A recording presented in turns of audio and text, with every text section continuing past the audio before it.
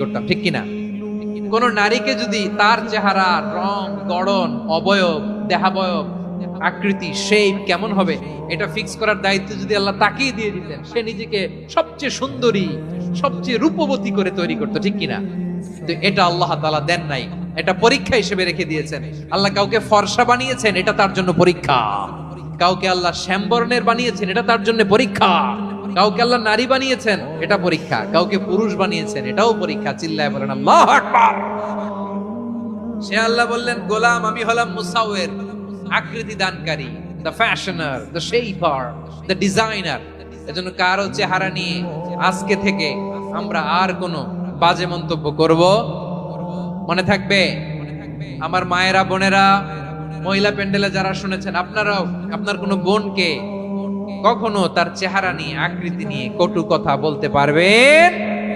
আল্লাহ আমাদেরকে